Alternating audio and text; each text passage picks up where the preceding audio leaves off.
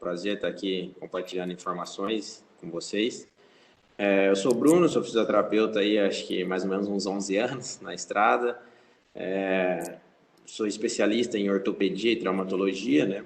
E gosto muito de procurar novos recursos, né? Para estar sempre apresentando para os meus pacientes, para os atletas. E agora eu estou compartilhando com o pessoal do Martinelli. E a priori é isso, né? Apresentação básica aí, mas é isso. Beleza. E Bruno, tu tem alguma experiência em alguma outra equipe de alto rendimento ou a primeira no Martinelli? No remo é a primeira, né? É o Martinelli. Já trabalhei com esporte, mas outra área, né? Trabalhei com futebol. Eu sou de São Paulo, né? Hoje estou morando aqui em Florianópolis, mas em 2012 trabalhei no clube da primeira divisão do Campeonato Paulista, mas era outra modalidade, né? Mas esporte aquático aí mesmo, começa com o remo. Bacana, legal. Joana Santos. Boa tarde a todos. Meu nome é Joana, então, sou fisioterapeuta e especialista em assoalho pélvico. Trabalho, e minha carreira toda foi desenvolvida aqui em Florianópolis. Foi a convite, né, Na verdade, foi uma proposta, uma pergunta, um questionamento do Bruno que surgiu essa demanda de falarmos mais sobre esse assunto. E é isso, eu vivo imersa em assoalho pélvico e estou muito feliz de poder dividir com vocês um pouquinho da minha prática clínica e trazer alguns desafios também para de vocês. Legal, Joana. E fez uma palestra excelente na terça-feira. Que Todo bom, mundo fico bem gostou. feliz. Recebi vários comentários super positivos, assim, o pessoal surpreso. Fico Bem bem feliz. legal. É um assunto que há 10 anos atrás, quando eu iniciei na área, eu me sentia sempre no meio de um matagal com uma faquinha de pão sem serra, assim, abrindo um espaço. E hoje já são muitas pessoas interessadas no assunto, né? A visibilidade na internet está grande. Estou conseguindo encaixar a minha fala aqui em lugares tão especiais como esse encontro agora, então estou feliz da vida. Muito bacana, legal. Obrigado. Rafael Jacó. Tá mudo, a gente não tá te escutando, Rafael. Eu não tô escutando, pelo menos. Ativei o som aqui, tá ouvindo agora ou não? Agora sim, funciona. Tá. Boa tarde a todos. Eu fui atleta de remo, comecei em 94, remei até 2002. Eu me formei em 2002, né? Sou especialista em ortopedia e desportiva. Eu sou osteopata DO, né? E estou com a seleção de remo de 2013 até esse momento, né? Mais ou menos isso. Paralímpico quanto olímpico, né, Rafael? Tanto no Paralímpico como no Olímpico. Já trabalhei com ginástica artística, com atletismo, um pouco com natação, antes do remo. E o Paralímpico, sem dúvida, traz alguns questionamentos e alguns exercícios mentais bem interessantes, assim, para a tua atividade, né? É verdade. Eu fiz o curso de classificador paralímpico também ano passado em São Paulo, no CPB, né? E hoje em dia eu estou como classificador também a nível nacional, né? Show. Valeu. Obrigado, Rafael. Mais Tarciso. Boa tarde a todos, galera. Boa tarde aos colegas físicos. Só o Rafael, que eu já tinha contato maior. Rafael, prazer falar com o É, cara. também, prazer aí. Então, eu sou de Porto Alegre, eu sou formado já há 7 anos. Eu trabalhei durante 7 anos num clube de esportes olímpicos, já atuei com 9 modalidades olímpicas, dentre elas algumas de alto rendimento. Faço parte da seleção brasileira de judô, né? Sou fisioterapeuta da seleção brasileira de judô.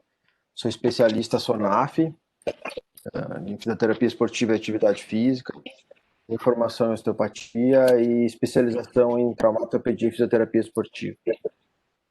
Tenho atuado com remo já faz cerca de 3 anos. Mais ou menos isso, eu acho, Marcelo. Valeu. Obrigado, Tarciso. E a gente tem também aqui o Flaviano Moreira. Flaviano, eu não tô te... Ah, tá aqui. Pode abrir tua câmera, Flaviano? Tô aqui. Beleza. Aí, show, beleza. Flaviano é da UFPEL, trabalha junto com o Wagner, correto? Isso. Desenvolve um trabalho muito Só não bacana. é da UFPEL, é da UCPEL, da Universidade Católica de Pelotas. Da UFPEL, desculpa. Imagina. Flaviano, bem-vindo. Tu pode te apresentar também para a gente, por favor? Obrigado pelo convite. Eu sou formado em Minas Gerais e aí desde 2006 eu vim para Pelotas, prestei um concurso aqui na universidade e vim para cá. Tenho formação também na área da especialização em acupuntura e também sou da área da fisioterapia esportiva e ortopedia e traumatologia que eu sigo aqui na universidade. E com o Wagner a gente tem essa parceria, né? Como sou professor da universidade, eu tenho uma coordenação de um programa de extensão e aí a gente tem uma parceria com o FEPEL de dois grandes projetos para trabalhar com atletas de alto rendimento, que é o Remo, né? Com o Wagner, o Remar no Futuro, e os atletas do Taekwondo também, que também tem uma série de atletas aqui que são da confederação também. Então a gente faz essa parceria uma mão, né, uma via de dupla mão, né, tanto proporcionando para os nossos alunos a oportunidade rara, né, de trabalhar com esse nível de reabilitação e ajudando e aprendendo junto, né, com a parte do Remo. Eu não conhecia até então, né, desde de trabalhar com o Wagner, e já estão caminhando para 7 anos já nessa parceria já. Bacana, tem bastante tempo aí então. Já é praticamente um pelotense. É, praticamente. Bom, beleza. E aqui tem o César também, que é sem dúvida o mais novato aqui dentro. Tá fresquinho, acabou de se formar e tá trabalhando com a gente lá no Flamengo e acaba assumindo ali também alguns quebrados aí da seleção. Já tem feito algum trabalho preventivo na seleção dos atletas que treinam lá junto. Te apresenta aí, César, por favor. Olá, boa tarde. Sou César, recém-formado, né? Assim, formei ano passado, mas já estou cursando pós-graduação em taumática esportiva, quiropraxia também ao mesmo tempo. E estou aí, graças a Deus, tive essa oportunidade. Estou com unhas e dentes agarrando, porque atuar com remo é excelente, sabe? É uma oportunidade incrível. Atletas nomeados, né? Atletas super, como pode dizer, são os melhores, né? Os melhores do Brasil atualmente. Então é uma responsabilidade enorme. Sempre que eu posso, eu sempre estou pesquisando mais sobre o remo e me aprofundando mais nesse mundo. Bacana. Pessoal, então, bom, em primeiro lugar, muito obrigado aí para todo mundo de estar aqui para a gente discutir, mas principalmente obrigado por vocês estarem envolvidos com a modalidade, com a melhor de todas as modalidades, óbvio, com o remo. E que é desafiador, é uma modalidade interessante, ela não é tão popular no Brasil, não é mais tão popular no Brasil, já foi muito popular, já teve uma grande quantidade de praticantes, enfim, ela que dava o direcionamento até para o futebol, e a gente está trabalhando muito para voltar a ter uma construção, uma reconstrução da imagem e de todo o desenvolvimento, e pessoas que são das áreas de suporte são essenciais para a gente conseguir se desenvolver. Então, em primeiro lugar, obrigado aí por vocês se interessarem pelo remo. Eu vou começar aqui com algumas perguntas aí, só para fomentar um pouquinho essa discussão. Eu queria que vocês comentassem o que vocês veem de importância na prevenção, do trabalho preventivo na rotina dos atletas no ambiente dos clubes, principalmente no ambiente dos clubes, mas diretamente relacionado à qualidade de vida. Saindo daquele pensamento de a gente tem que prevenir a lesão específica do remo, mas indo no qual a importância, qual a relevância da gente pensar, vocês pensarem como profissionais dessa área, na prevenção mais ampla, mais abrangente e que proporcione maior qualidade de vida para os nossos praticantes. Então, queria começar, vou seguir a ordem aí. Bruno, quer comentar? E talvez, não sei, vamos tentar fazer por ordem, ou senão se a gente conseguir discutir amplamente aí, talvez a gente possa ser tudo aberto, sem precisar seguir ordem alguma. Tá bom? Vai lá, Bruno. Não, levando sobre essa pergunta, né? A questão da prevenção, hoje em dia, né, está sendo muito usada em todas as modalidades. Antes não era tão usada, o atleta ia até se lesionar e depois tratava e via como é que ficava. E a importância disso, né, para melhora no geral do desempenho do atleta, né? Porque hoje o que a gente vê? A gente vê o atleta, alguns atletas tendo um gasto energético muito grande para executar um X movimento ou a sua performance, né? Então a ideia da gente entrar com um trabalho preventivo, educativo, né? Mostrar exatamente o que ele pode fazer, o que ele pode melhorar na performance dele, eu vejo isso uma importância muito grande. Então automaticamente isso acaba fazendo que ele tenha uma qualidade de vida melhor, né? Quando se tem um gasto menor de energia, né? Se executa os movimentos com uma qualidade melhor, então o atleta automaticamente tem uma qualidade de vida melhor. Então eu tenho essa visão, né, em questão da prevenção dessa forma. Joana. Nós vamos seguir a ordem, Marcelo, ou vamos falando aí? Vamos no primeiro seguir a ordem, depois a gente abre para... Vamos ver, faz mais dinâmico aí. Quem quiser abre, mas só vocês podem, hein? Pessoal, depois a gente abre para perguntas, tá? Os técnicos. Joana. Eu acho muito curioso a visão de vocês dentro do que é qualidade de vida. Até pela própria fala do Bruno, pela tua também, né, Marcelo, no momento do questionamento, até cheguei a anotar, porque eu achei muito interessante e instigante a forma que tu questionou exatamente para trazer essa abertura, né?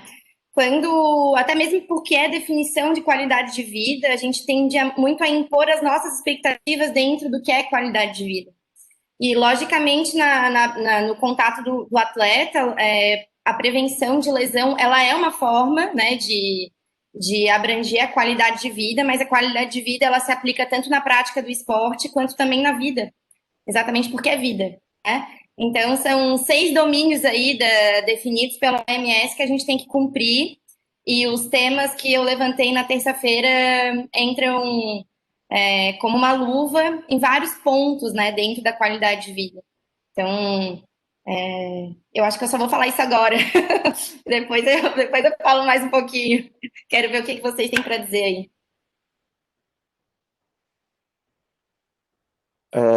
Rafael. Vamos lá. O que eu vejo, né, o perfil do atleta do clube, que inicia no clube, né, eu vejo 2 perfis de atletas, né?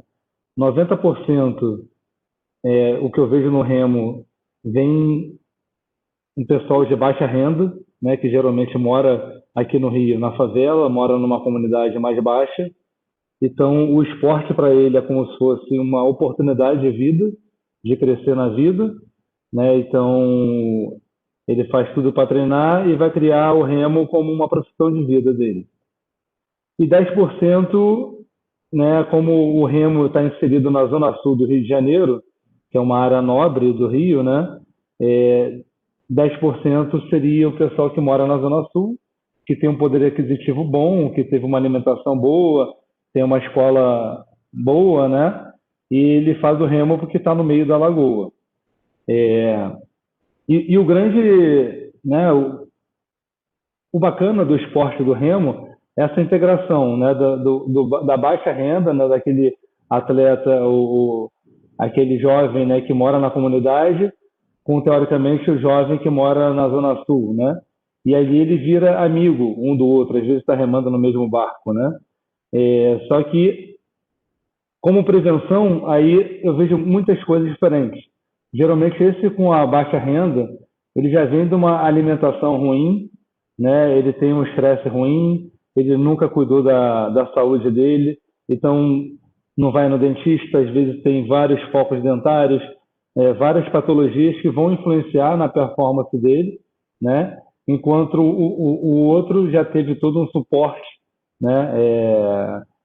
que a família deu, tem plano de saúde, então vai no médico regularmente, né? E o que eu vejo como prevenção, né, na área da saúde, ali, da fisioterapia, no esporte, né, como até o Bruno estava falando,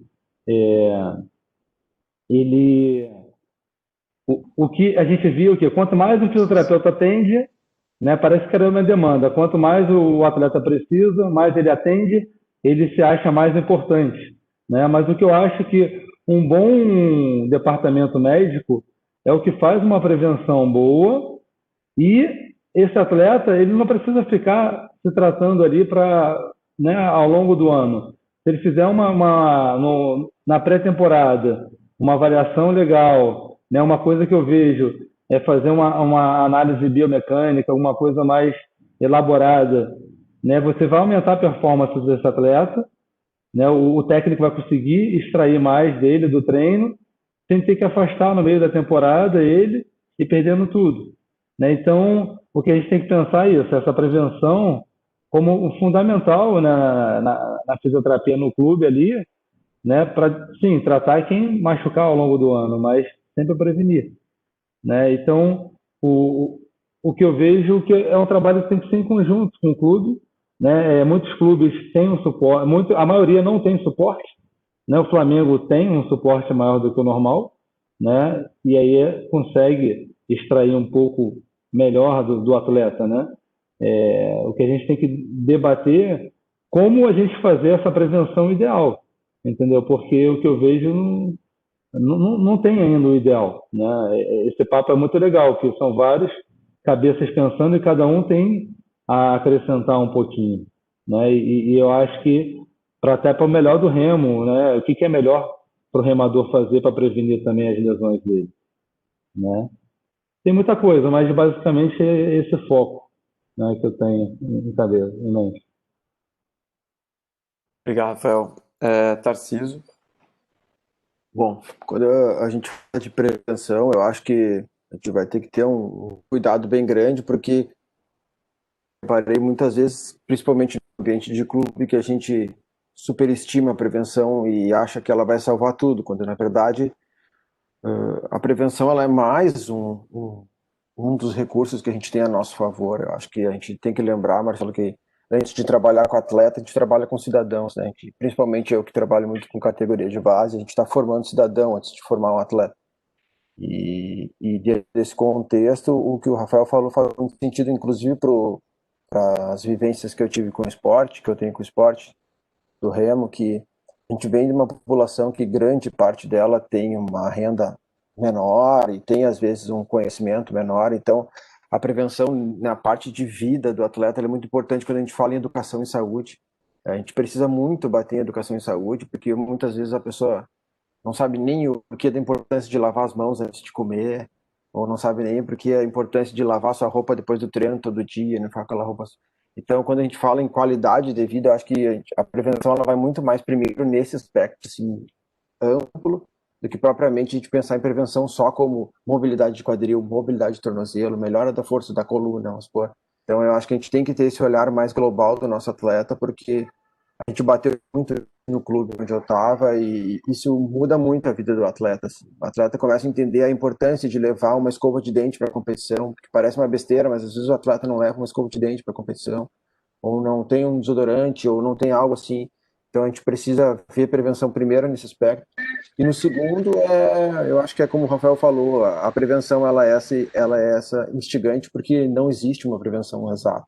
A gente vai conseguir fazer o mesmo programa preventivo no norte, lá onde é calor o ano inteiro, e em Porto Alegre ou Pelotas, que faz menos 3 graus para o atleta treinar às vezes. Então a gente vai ter que entender as realidades diferentes e tentar buscar protocolos, mas um norte que a gente possa ter uma linha base para que todos consigam falar mais ou menos a mesma linguagem, lógico, respeitando as suas especificidades, né? Mas eu acho que a gente tem um papel fundamental, sim, na qualidade de vida do atleta e pensando que ele vai ser no futuro um cidadão, um pai, um professor, ou qualquer outra coisa. Interessante isso.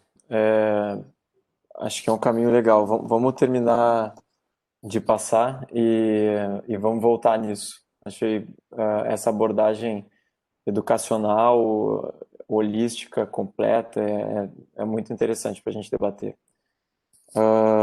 Tarciso, Flaviano. Bom, mas também eu corroboro com o que os colegas falaram e uma visão, acho que quase que do todo, e eu complemento um pouco em cima do que o Tarcísio fala e aborda, né, porque um pouco da nossa metodologia aqui. Quando a gente fala em qualidade de vida, o atleta ele tem que se sentir inserido dentro desse processo. Porque às vezes fica um processo muito que esse processo da prevenção, da reabilitação, fica só em cima, o holofote em cima do fisioterapeuta.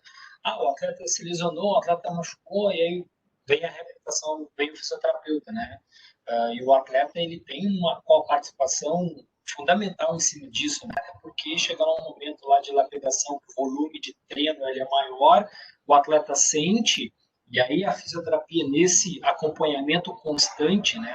Ele consegue atuar e minimizar alguns fatores, porque às vezes o processo de reabilitação, né, em curto espaço de tempo, a gente não consegue resolver todas aquelas disfunções que o atleta está desenvolvendo, que está gerando a dor. E aí ele vai embora para casa, ele dorme mal, aí ele fica mal, ele se senta mal, ele começa a gerar uma série de posturas viciosas, e aí aquele vai passar uma boa parte do dia. Quando ele volta para treinar, ele já está numa posição biomecânica desfavorável, e isso começa a virar um ciclo vicioso. Então tem uma série dessas questões de orientação ali, como o Tarcísio está falando, dentro das várias questões de saúde, inclusive para ele ser co-participativo desse processo, né? E aí ele começa a ver a importância dele entender, e aí quando ele faz, ele executa, ele consegue visualizar que ele está melhor, e aí em outros momentos ele não faz, ele não executa aquele pedido, aquela orientação do fisioterapeuta. A gente vê que o processo caminha mais vagarosamente, né? Então, eu acho que essa é uma relação da fisioterapia nessa reabilitação que é bem importante da prevenção. Legal, obrigado, Flaviano. César? Falado foi bem importante, né? Porque eu costumo fazer isso já há 2 anos também lá no Flamengo. Faço com todas as categorias, fazia com todas as outras categorias, e hoje eu faço exclusivamente com o remo, né? E quanto ao resultado, a gente observa realmente que há uma quantidade significativa de diminuição de lesão. Só o que acontece, também já vi muitas pessoas criticando esse método de prevenção, falando que não é 100%. Isso, como todo mundo falou, eu concordo. A prevenção não é só no exercício, né? Ela se baseia em tudo, tanto no descanso quanto na alimentação. E como o Rafael Jacó falou, que é bem difícil, né? Pessoas às vezes não têm condições de se alimentar bem, às vezes, e chega no clube para treinar e faz exercícios enfim. Mas aí entra a parte de descanso, que o descanso é muito importante nessa hora. E lá no Flamengo a gente trabalha com psicólogo, com nutricionista, tudo junto. No caso, auxiliando essas pessoas de baixa renda, né, com todo o suporte possível para que não ocorra esse tipo de lesões. Eu faço todo mês, mensalmente, eu faço planilhas de hora treino e de lesão. E com a prevenção que eu fiz esse ano, o aproveitamento que eu tenho dos atletas é enorme. Ou seja, chega a ter aproveitamento de 99,6% ao mês, sabe? As pessoas que saem geralmente por algum motivo pessoal ou por algum motivo sistêmico. Nesse caso, o que a gente está vivendo hoje em dia, né? Afastamento por conta do coronavírus. Mas, quanto à lesão, sou super a favor desse tema, que é a prevenção. E faço todo ano. Eu queria voltar tentando conectar uma coisa que a Joana falou e depois que ainda foi reforçado, mas de uma outra perspectiva pelo Rafael, pelo Tarciso. Não só... e a Joana abordou muito isso na terça-feira, né? A prevenção de uma maneira ampla, o que é a qualidade de vida, né? A qualidade de vida não é o atleta não sentir uma dor muscular pós-treino. A qualidade de vida ela é muito mais abrangente, e aí eu sei que a Joana vai falar bastante sobre isso daqui a pouco, mas é muito além do treino. E a nossa missão ali, com as pessoas, com indivíduos, é muito além do esporte. Então, a provocação que eu fiz no início, não sei se foi claro também, mas é nessa linha. O que a gente consegue influenciar na vida das pessoas, dos praticantes, já que majoritariamente eles investem o tempo deles no remo. O que a gente pode fazer para influenciar isso, não só no período que eles estão ali treinando, mas o quanto isso até vai impactar na vida deles depois, caso eles parem de remar. E aí que é o gancho também para o que o Rafael falou, de a gente ter, isso não é exclusividade dos praticantes no Rio de Janeiro, mas a maioria dos praticantes de remo, principalmente dos jovens, vem de famílias de baixa renda ou com menor acesso a plano de saúde, ou a poder ir num médico que vai dizer, tem tal coisa acontecendo, tem que fazer assim, tem que prevenir não sei o quê. Então, a gente tem uma missão de ensinar muito mais, porque há uma carência muito grande de acesso, até por planos públicos, por medidas de ensino também na rede pública, ou de acesso ao conhecimento. E questões culturais também. Questões culturais. Ainda o que tu abordou, né? Todo o tema que tu abordou ainda tem um tabu enorme, ainda, além de tudo. Né? Enfim, queria agora que a gente tentasse ver um pouco isso, como que a gente pode influenciar, né? E a carência que essas pessoas têm de acesso a esse conhecimento, e como a gente pode incorporar isso no ambiente da prática do remo, também com a comissão técnica, enfim, como vocês acham que a gente poderia abordar isso e a importância disso também? Fique à vontade, agora a ordem que vocês quiserem. Pode interromper, só não pode botar o dedo no olho do outro. Acho que um ponto que o Tarcísio levantou sobre educação em saúde, na minha área especificamente, ela é fundamental para qualquer implantação de serviço e apoio. Como eu levantei na terça-feira, grande parte das mulheres não sabem muito menos aonde sai o xixi, aonde sai o sangue, quanto mais vão entender sobre o que é um músculo do assoalho pélvico, né? Então, isso é uma questão muito específica da minha área, mas em todas as outras também. Então, a educação em saúde ela é fundamental para que o jovem entenda que tem que escovar o dente, como foi levantado, como também é fundamental para que se entenda a função do assoalho pélvico, que é tão específico. Eu acho que esse é o caminho, assim, a educação em saúde com certeza é o caminho. O que eu conversei até com um paciente hoje, né, o filho dele tem 14 anos, 1,90 m, né, e alguém do Botafogo viu ele e falou, por que ele não vai remar, né? E ele perguntou, né, o que o remo pode ser bom para a vida do meu filho, né? E aí eu conversei com ele. Eu falei, eu acho que o esporte ele tem alguns fatores, né? Essa disciplina de você acordar cedo para treinar enquanto os amigos estão saindo numa night, bebendo, né? Fazendo outras coisas. Aquele compromisso com os amigos, né? Que às vezes ele está no barco coletivo e ele acorda lá às 4, 5 horas da manhã cansado e ele pensa no amigo dele que se ele não for, o barco não vai remar ou então vai entrar, né? A outra coisa também, quando eu remava, né? Às vezes você está com aquela preguiça, você não quer ir treinar, mas, né? Na época era até o gauchinho que brincava, né? Não deixa ninguém sentar a bunda no seu lugar, que se o barco andar melhor, tu perdeu tua vaga.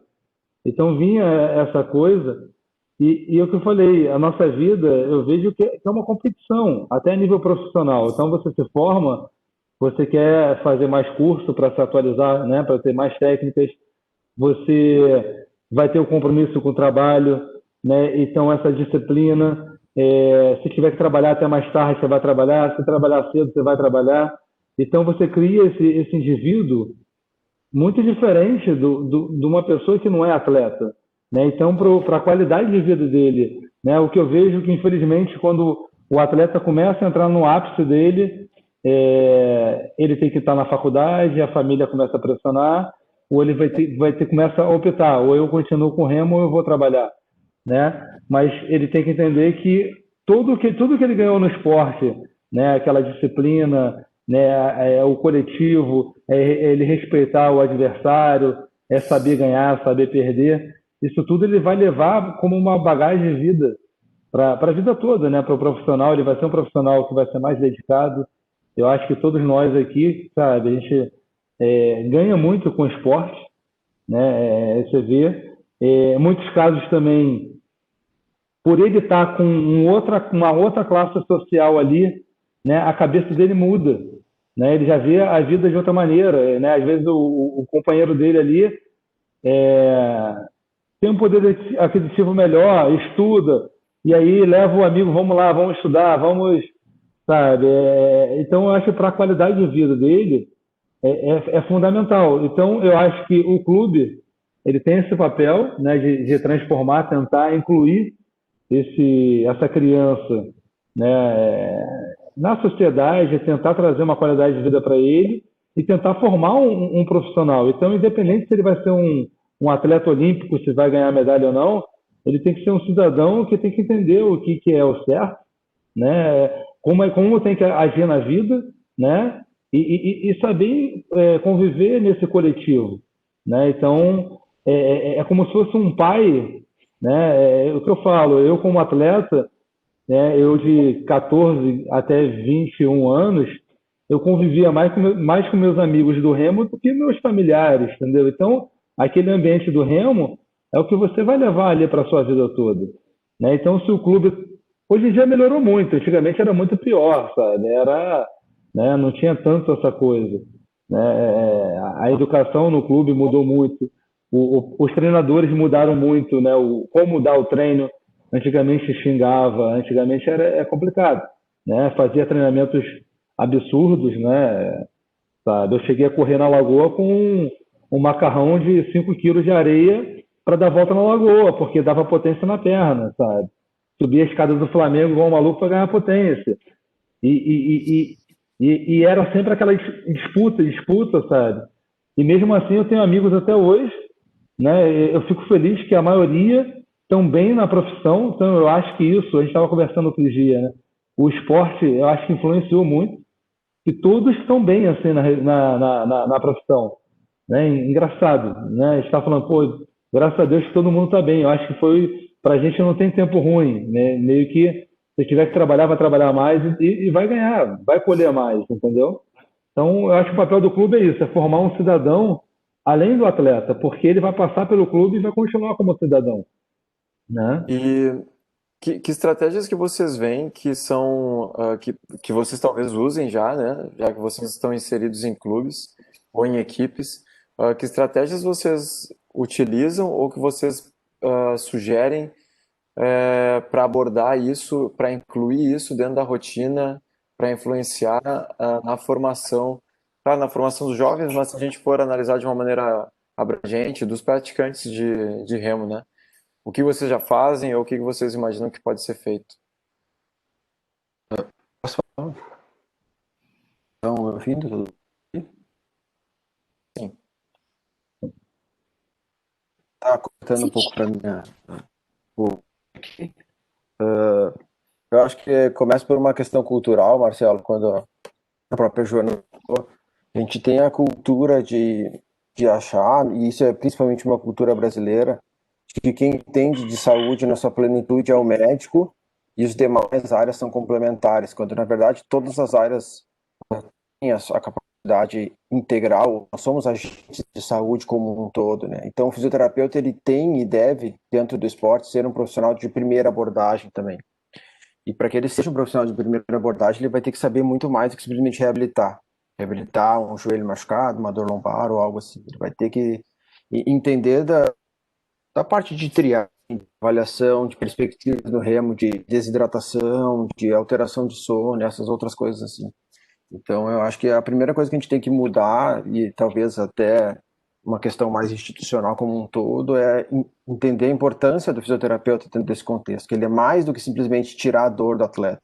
E a gente precisa mostrar pro atleta isso também, que ele pode confiar na gente para falar que está com algum problema, alguma alteração no ciclo menstrual, ou que não está conseguindo dormir bem, ou algo desse estilo. A gente precisa mostrar que a gente é profissional de primeira abordagem.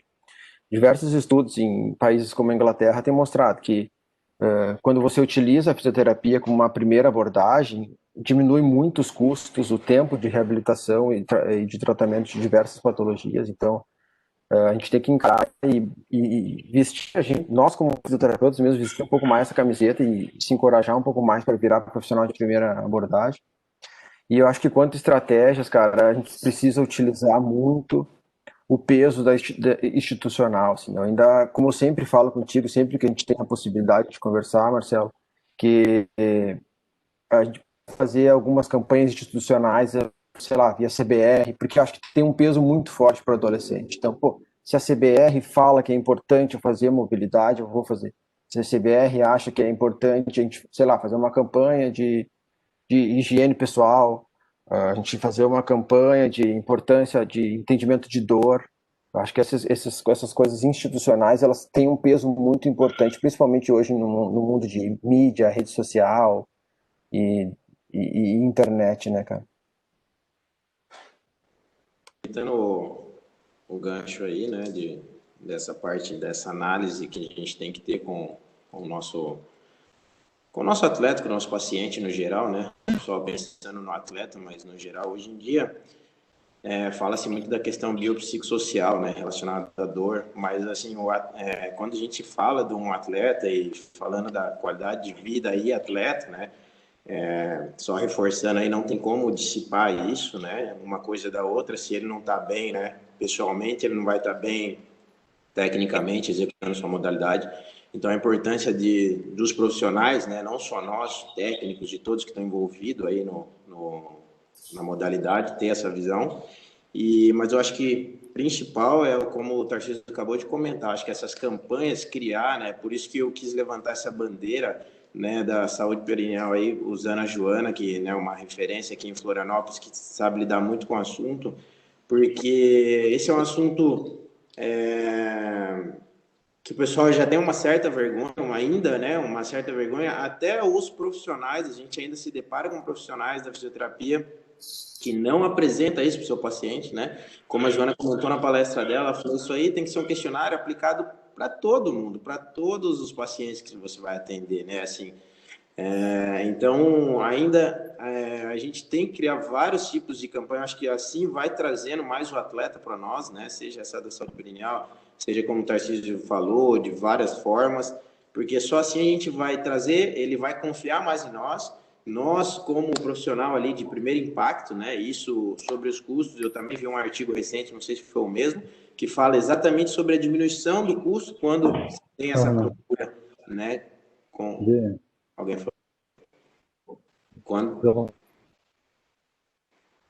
Quando se tem essa procura com o profissional da fisioterapia. Então, acho que dessa forma nós vamos conseguir, né, trazer mais esse atleta para nós, mais ele ter mais essa confiança no nosso trabalho aí. Eu queria fazer uma colocação. Eu também sou muito a favor do fisioterapeuta ser o profissional de primeiro contato, exatamente por toda essa comprovação de que temos essa possibilidade, capacidade, né? Nós temos capacidade técnica para isso, mas acho que uma das grandes dificuldades do fisioterapeuta, e não pensando especificamente na área de vocês, mas no geral, é que a profissão em si tem muita dificuldade em lidar com as bandeiras vermelhas, né? Com sinais de identificação de que há necessidade de encaminhamento específico, e a identificação das red flags, acho que é uma grande falha do fisioterapeuta. E enquanto a gente não encarar de frente, ficar se esquivando, né, da responsabilidade de ser o profissional de primeiro contato, a gente vai falhar em muitos sentidos. Isso o fisioterapeuta, né, como o fisioterapeuta falando. E aproveitando uma fala, por exemplo, quando a gente identifica, e aí é pertinente a vocês, identifica que um atleta está referindo um mau hábito de sono, e identificar o porquê que está tendo esse mau hábito de sono. Nem sempre é uma questão de ansiedade, nem sempre é uma queixa álgica. Às vezes, o que está fazendo ele acordar inúmeras vezes à noite é a bexiga, é a vontade de urinar. E a hiperatividade detrusora, ela é passível de tratamento fisioterapêutico. E com uma melhora quase que instantânea, através de uma neuromodulação, que é um procedimento simples, fazendo com que essa pessoa retorne a dormir de uma maneira saudável. Então, questionar sobre hábitos de sono é super necessário. Questionar sobre, aí eu sempre vou puxar para o meu lado, né? Mas questionar sobre a função miccional, função evacuatória, função sexual, tem que saber. Né? Se a tua atleta refere dor na relação sexual, grande chance de que ela apresente uma hiperatividade do assoalho pélvico, isso vai comprometer o rendimento abdominal dela, né? Então, o equilíbrio fica totalmente alterado, o pressórico. Então, essa identificação ela tem que ser ampla, né? A gente precisa botar as cartas na mesa e falar com naturalidade sobre vários pontos, não apenas sobre as lesões mais comuns, né, da área.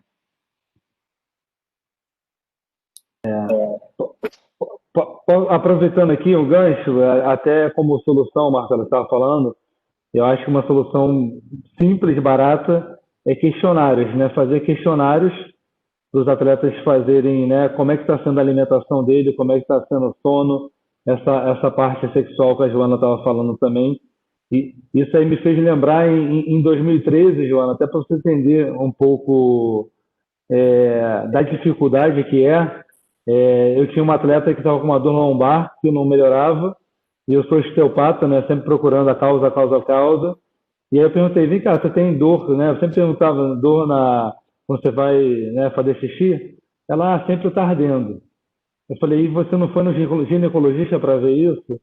Ah, eu não tenho plano de saúde, eu não tenho como pagar, né? E ela estava com uma infecção urinária já há meses, tá? Até que a gente conseguiu pela CBR um médico para avaliar ela, aí viu, pediu o exame de sangue, estava com infecção urinária, né? Então, o grande problema, né, que dependendo, né, da região do país, como o Tarcísio estava falando também, não tem dinheiro, sabe? Eu já peguei atleta que nunca andou de avião e o cara foi parar em Florianópolis lá, eu não sei como é que ele entrou no avião, sabe? Um garoto de Recife, e quando ele chegou no hotel, o hotel pediu a identidade dele, não tinha, e era menor de idade. Eu não sei como é que ele entrou no avião e chegou lá em Florianópolis. E o hotel não queria receber o garoto, entendeu? Tipo, porque como é que vai hospedar um garoto sem documento? Sabe? Então, tem muito uma dificuldade, né? Outra coisa, você está falando das bandeiras vermelhas e amarelas, né? Isso o fisioterapeuta tem papel fundamental em saber, tá? Mas cai num impasse muito grande, tá? A hierarquia da medicina, né? O médico ele sempre fica meio que soberano, né? Como se fosse o primeiro atendimento ali, e aí vai vir o fisioterapeuta, vai vir os outros, tá? Essa é uma barreira muito difícil, é muito difícil, sabe? Mas existe, Rafael, não só, né, uma barreira cultural das profissões, mas no mundo do esporte existe também uma barreira hierárquica técnica, né? Que também é um pouco, também existe. A gente sabe que existem técnicos que são técnicos abertos, que são técnicos que se interessam por uma visão ampla, que se interessam por escutar o que profissionais especialistas em outras áreas, não a educação física ou não o treinamento físico, têm para trazer. Mas a gente sabe que tem técnicos que não, esse aqui é o modelo de treino e é assim, e vai doer, e vai se lesionar e tal. Existe muito isso. No esporte, ainda o técnico é o dono do ambiente, né? É o rei ali, em muitos lugares. Como que vocês enxergam essa permeabilidade? Assim, vocês veem ainda muita resistência? Ou, havendo isso, que formas a gente poderia levar esse conhecimento para que não fique naquela visão de isso daí é perda de tempo, não, isso aqui não cabe no meu programa de treino. Como a gente conseguiria incorporar isso dentro da rotina? Olha, eu acho que isso aí, na verdade, né, o contato que eu tenho foi com o Marco e com o Douglas aqui do Martinelli, então eles, a cabeça muito aberta, quando eu propus a ideia para eles, assim, eles abraçaram e me ajudaram muito. Então, assim, eu posso falar, né, com a referência que eu tenho né, pelo clube ali. Então, eu acho que eles têm uma visão de busca. Eles interpretam o atleta deles e interpretam o que eles podem melhorar nesse atleta. Então, assim, essa visão já que a gente está comentando aí dessa parte, a parte social do atleta, né, e o desempenho dele, isso aí é uma coisa que eu vejo bastante, bem claro aqui no Martinelli. E sempre, né, eles estão procurando recursos para melhorar, que foi onde eu cheguei com a questão de a gente entrar com as avaliações, né? Eu também remo lá no Martinelli, então por isso que eu fui me integrando mais da ideia, quis apresentar mais isso aí, né? A questão de a gente ver a disciplina que tem, pelo horário, como o Rafael comentou, né? Os horários de treino, ali 5 horas da manhã estão lá, então toda essa disciplina que eles têm, então eu achei muito interessante aplicar isso aí, então, grupo, né, de atletas ali para aplicar. E eu acho assim, falando pelo Clube Martinelli, eu acho que isso já tem caminhado, sabe? O clube já tem dado esses passos para esse lado positivo aí. Agora eu já não sei como que é em relação aos demais clubes. Vou aproveitar e posso. Desculpa, pode falar, Fábio. Não, tá, obrigado. Aqui, não sei se a gente tem uma facilidade muito grande aqui, né? Talvez pela forma inversa, né? Como o Wagner conseguiu, né? Montar o projeto, porque a busca ativa das parcerias, né? Então, a gente tem uma vantagem muito grande aqui de ter instituições e profissionais. A gente trabalha aqui sempre mais do que multidisciplinar, o interdisciplinar, né, o transdisciplinar. Então, a gente tem a parte da educação física, a parte da nutricionista, e são profissionais de uma cidade que, né, tem um porte grande, mas é uma cidade que mantém um hábito muito de cidade pequena, onde todo mundo se conhece, né? Então, a facilidade de comunicação, ela é muito facilitada, então é muito fácil de acessar o mundo profissional. Eu não sei se a experiência de vocês, né, talvez em outros esportes, este embate né, entre onde existe essa hierarquia que o médico é soberano, talvez prevaleça mais, ou pelo menos não é tanto a nossa realidade, e o Wagner se faz muito presente nessa questão, assim, ó, de ouvir muito, né, nós profissionais, assim, o que contribui para o atleta, o que é bom para o atleta, o que tu faz. Então, assim, momentos, por exemplo, a gente tem esses trabalhos próximos, né? E claro, a visão do fisioterapeuta de não de interromper minimamente, né, o programa de treinamento semanal, a gente tenta também nesse fator encaixar, né? Eu não quero eu profissional ser o fator de interferência, porque eu também acho que tem que chamar um certo ponto que alguns colegas, né, também se sentem, né, com uma voz ativa. Não, espera só um pouquinho, né? O atleta agora ele é meu, esse horário meu, só eu consigo estar junto dele. E o fisioterapeuta esportista, né, ele tem que entender que ele é mais um complemento dentro de uma múltipla equipe, né? Então a gente também não tem que puxar só para nós.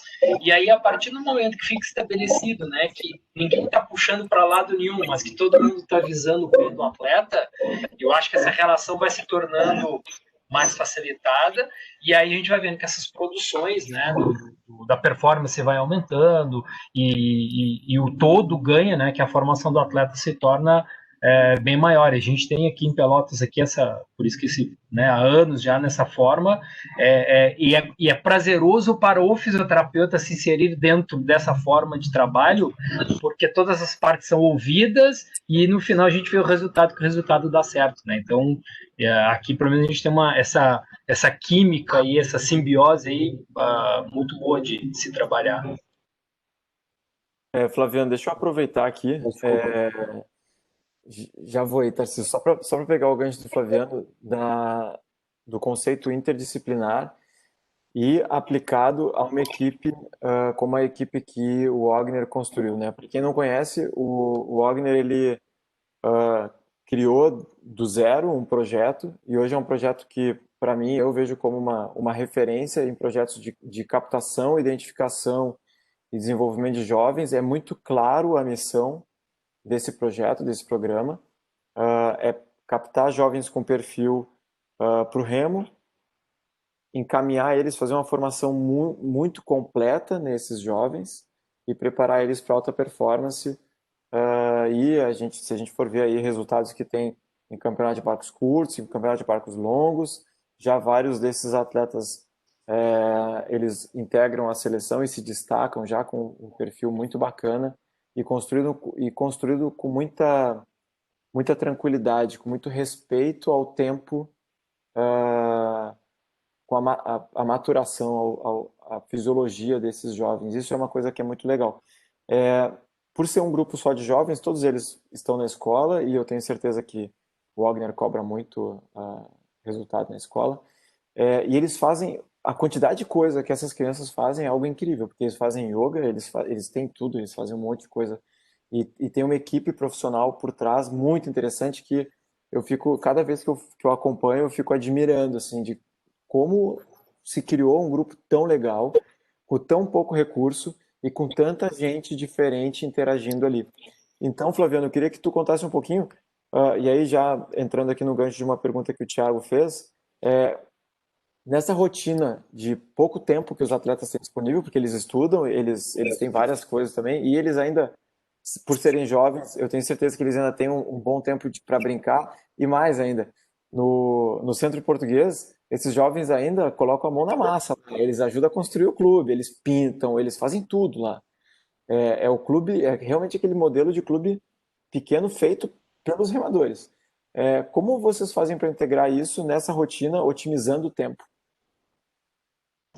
Bom, eu vou me atrever, na verdade, Marcelo, te responder isso aí, porque ninguém melhor do que o Wagner com a propriedade única dele, né? E sem falsa demagogia nenhuma aqui, né? É uma pessoa que eu aprendi a admirar muito, é o mentor disso tudo, né? Porque, de novo, aqui eu acho que cabe ressaltar a questão que não existe o ego. Porque eu acho que em alguns momentos, quando profissional XYZ que tem um ego maior do que qualquer outra coisa, né? Até para tu receber opiniões que sejam, né, para contribuir, daqui a pouco aquele profissional, não, eu já entendo desse assunto, já não preciso mais disso, né? E aí, isso aqui o EDEC pode complementar, mas eu não vou fazer porque o meu jeito estrutural já tá ocorrendo, né? E o que o Wagner desempenha com os atletas, e eu vejo este ambiente, né? Volta um pouco daquilo que eu falei da questão do atleta ser co-participativo, né? O próprio quando o Rafael falou ali da questão da formação, né? Que também a maioria desses atletas também são de baixa renda, né? Só que nessa construção eles foram envolvidos dentro do projeto e eles se sentem realmente participativos. Então eles sabem que o projeto só vai dar certo se tiver a participação deles, né? Porque não é uma estrutura moldada onde você chega, faz isso e a tua execução vai ser desempenhada, né? Então, o próprio fato lá que eles têm toda uma função lá de pegar o barco, colocar o barco na água, né? A questão de responsabilidade, eu acho que o Tarcísio falou também da questão da disciplina, né? Ou não, foi o Rafael também, na questão como atleta, né? Isso é muito importante, né? Para o atleta, o fator da disciplina, o fator da organização, e também quando a físio, né? E dentre as várias disciplinas dele que a gente vê, eles são extremamente disciplinares. E assim, eu vejo, e isso se é um atleta de categoria de formação de base, ele vai ser um atleta profissional no futuro, porque se tu aprende isso agora na sua estrutura de atleta, tu vai levar isso a tua vida inteira, né? Porque, como tu colocou, né, Marcelo, essa questão tu forma um cidadão e o cidadão forma pelo esporte neste momento, né? E aí, olha o quanto é o desafio desse projeto, né? Que eu reitero de novo, né? Eu tenho o meu atendimento lá junto deles, eu ainda levo os meus alunos da universidade, que estão em formação, né? Então, tu imagina, eu tenho que ver o horário do atleta, que ele vai receber o treino, o horário do meu aluno, que tem a matriz curricular dele cheia, que horário que a gente vai, e essa simbiose, essa questão organizacional, a gente consegue executar, porque eles são muito solícitos, né? Eles vivem o esporte, eles amam o esporte que eles fazem, né? Então, passa muito pelo Wagner essa organização que ele faz como gestor, mais do que além do técnico, ele tem um fator de gestor, então ele consegue, né, passa por ele delega e faz, e a gente consegue ir encaixando nessas múltiplas tarefas, né, e vale salientar aqui também que eles têm, inclusive também o apoio, estamos falando da questão dentária, né, tem a questão da reabilitação oral também, que é super importante, então a gente vai se criando, né? O Wagner consegue criar nessa agenda aí para ser inserido cada participação de cada profissional nessa construção, né? Dessa parceria, né, junto com os atletas. Mas aí o Wagner pode falar melhor do que eu, né? Não sei se eu consegui traduzir tudo.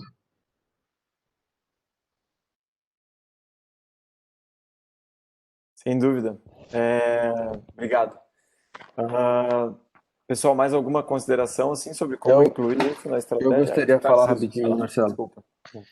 Só que eu acho assim, que a gente precisa lembrar que a interdisciplinaridade ela é fundamental e vital, mas ela não exclui o papel de um gestor no qual tem a tomada de decisão final. Dentro do esporte, esse papel é do educador físico. Então, não, a gente pode argumentar, ter diversos argumentos, mas a tomada ela é e deve ser do educador físico. Ele que é o profissional capacitado para falar de rendimento, de performance, enfim, né? Então, acho que isso não exclui a interdisciplinaridade, mas vejo um problema o técnico ser a tomada de decisão. Na verdade, é a solução. Alguém tem que tomar a decisão e é ele que vai ser.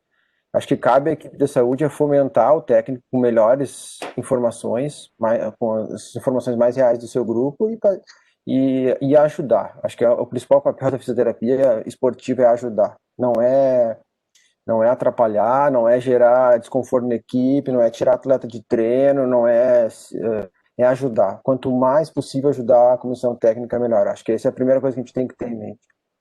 E quando tu fala do quais estratégias que poderiam ser feitas, eu acho, Marcelo, eu vejo, tem um pesquisador muito famoso dentro da fisioterapia, que é o Rodrigo Vasconcelos, um brasileiro aqui, e ele sempre fala que a ciência é o pomar dele. Sempre que ele está com uma dúvida, ele vai lá no pomar e pega. E eu acho que para a gente ter o técnico e a comissão técnica ao nosso lado, a gente tem métricas. E a gente vai muito para as métricas externas e faltam métricas nossas internas. Então, como eu sempre te disse, a gente não conhece hoje o nosso atleta. A gente faz um programa de prevenção, hoje a gente fala muito sobre como reabilitar, com muita coisa de fora e com o nosso. E para isso, os questionários talvez podem ser um passo inicial muito importante.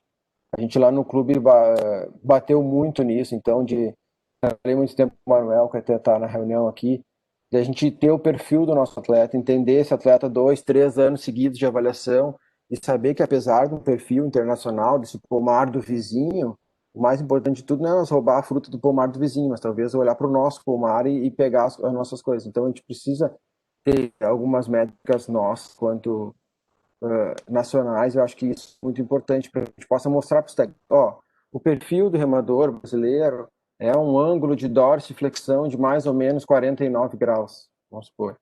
Os nossos atletas aqui do clube estão muito mais baixo do que isso, ou estão muito acima. O perfil de qualidade de sono do nosso atleta brasileiro é um perfil X, e talvez nós não estamos nesse caminho.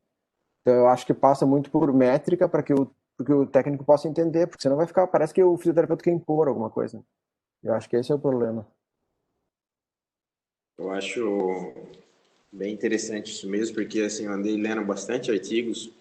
Eu li inclusive um artigo que saiu na Sport Med de 2016, né, que fala sobre lesões do remo.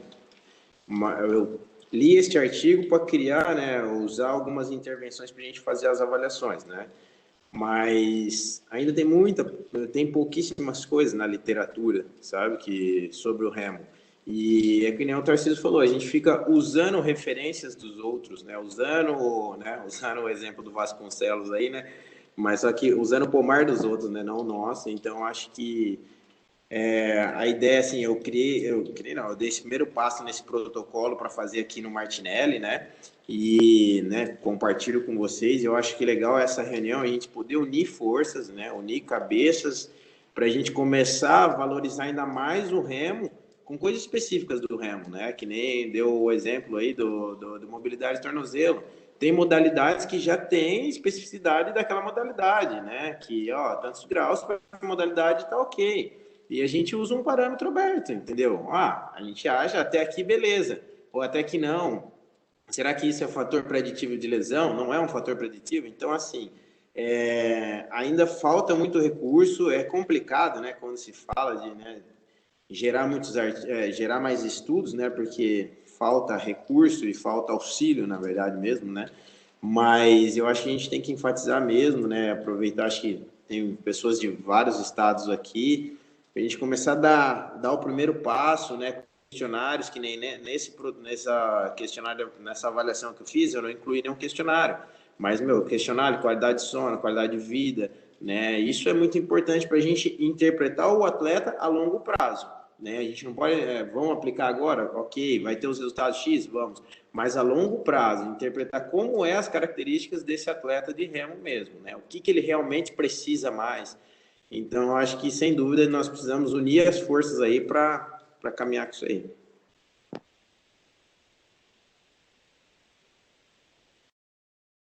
Beleza. E como vocês acham que a gente pode fazer um próximo passo assim que influencie realmente a qualidade de vida e que a gente discuta mais sobre isso no ambiente do clube, ou como a gente possa intervir de uma maneira mais objetiva, tanto como instituição maior, né, como confederação, mas também como fazer isso com clubes, porque os clubes também vivem realidades bem discrepantes, né? A gente tem clubes que têm equipes multidisciplinares, a gente tem clubes que têm vários parceiros, a gente tem clubes que não tem suporte algum, tem o técnico e às vezes ainda tem um técnico voluntário apenas. Como vocês sugerem isso e como a gente abordar o real significado de qualidade de vida e dentro do ambiente do clube?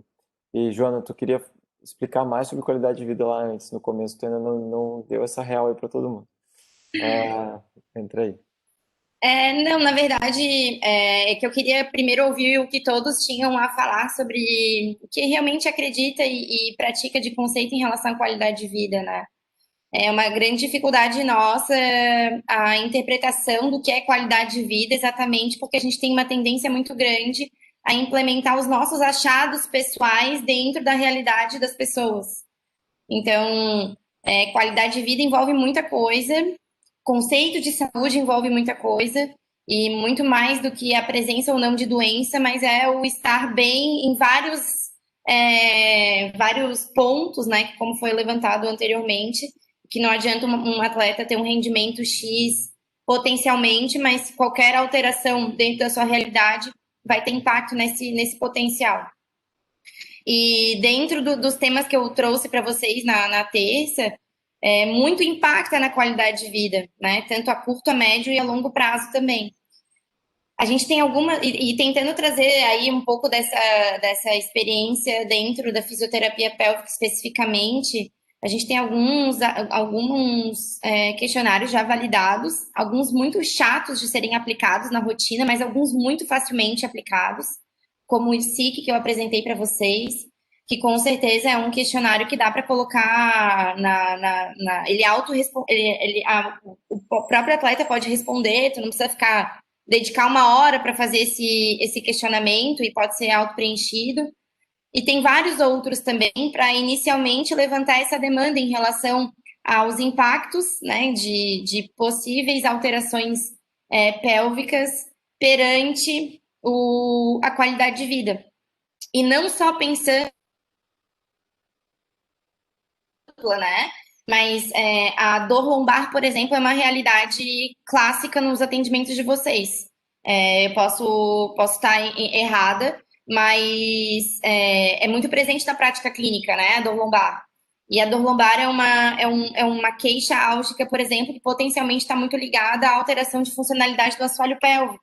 Da mesma maneira, com alteração de estabilidade de linha alba, de musculatura abdominal anterior, ou fragilidade abdominal anterior e fraqueza do assoalho pélvico, e disfunções do assoalho pélvico.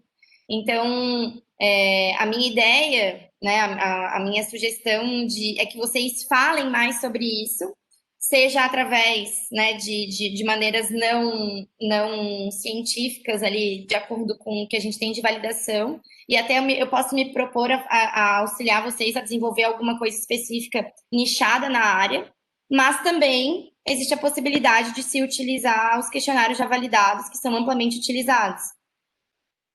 Tendo em vista, né, a ausência de evidência da prática do remo associada a cuidados do assoalho pélvico, são coisas inovadoras.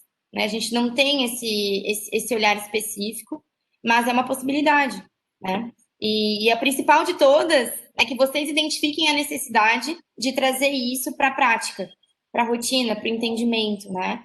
No dia a dia a gente tem uma dificuldade de aderência mesmo, né, dos profissionais em torno do tema, exatamente porque ninguém quer falar sobre os tabus envolvidos, né? Mas a gente precisa tratar isso como questões que se envolvem diretamente na qualidade de vida. A forma de evacuação influencia na qualidade de vida, né? Em qual banheiro essa pessoa evacua vai influenciar na qualidade de vida.